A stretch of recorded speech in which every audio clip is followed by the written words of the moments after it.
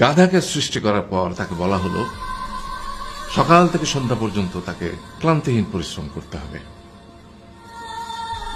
সারা জীবন তাকে পিঠে ভারী বোঝা বইতে হবে, খেতে পাবে শুধু ঘাস, আর তার মাথায় কোনো বুদ্ধি থাকবে না।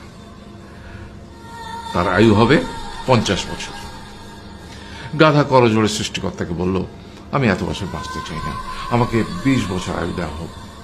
সৃষ্টিকর্তা সেটাই মঞ্জুর করলেন। কুকুরকে যখন সৃষ্টি করা হলো তখন তাকে বলা হলো যে সে হবে মানুষের সবচেয়ে বড় বন্ধু, কিন্তু সে খাবে মানুষের উচ্ছিষ্ট, এবং তার আয়ু হবে 30 বছর। কুকুর সৃষ্টিকর্তাকে বলল, আমি এত বছর বাঁচতে চাই না, আমাকে 15 বছর আয়ু দেওয়া হোক। সেটাই মঞ্জুর করা হলো।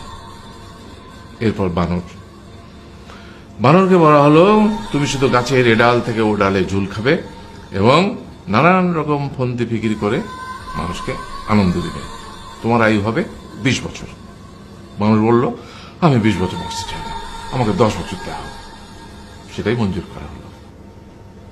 এবার এলো পুরুষ মানুষের পালা। তাকে বলা হলো যে তুমি হলে প্রাণীগুলোর মধ্যে সবচেয়ে বিচক্ষণ এবং বুদ্ধিমান, সেই জন্য তোমাকে প্রাণীদের শিরোমণি করা হলো এবং তোমার আয়ু হবে 20 বছর। তখন পুরুষ মানুষ বলল, করজোড়ে বলল সৃষ্টিকর্তাকে যে 20 বছর আয়ু অত্যন্ত কম, হে প্রভু, আমাকে ওই গাধার সে যে 30 বছর আয়ু চায়নি সেটা আমাকে দেয়া হোক, ওই যে কুকুর 15 বছর ফিরিয়ে দিয়েছিল সেটাও আমাকে দেয়া হোক, আর যে বানর 10 বছর নেয়নি সেটাও আমাকে দেয়া হোক। 20 বছর অত্যন্ত কম, আমি দীর্ঘদিন বাঁচতে চাই। সৃষ্টিকর্তা সেটাও মঞ্জুর করলেন। তারপর কি হলো?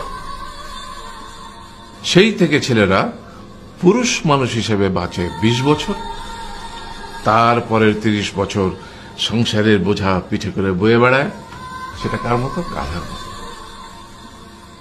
তারপরের 15 বছর সে তার ছেলে মেয়েরা যা দেয় সেই রকম ঠিক কুকুরের মতো উচ্ছিষ্ট খেয়ে বাঁচে। আর তারপরে বৃদ্ধ বয়সে ঠিক বানরের মতো, যেমন গাছের এডাল থেকে ওডাল ঝুল খায় বানর, তেমনি এই ছেলের বাড়ি থেকে ওই ছেলের বাড়ি, আর নানান রকম ফন্দি ফিকির করে তার নাতি নাতনিদের আনন্দ দেওয়ার চেষ্টা করে।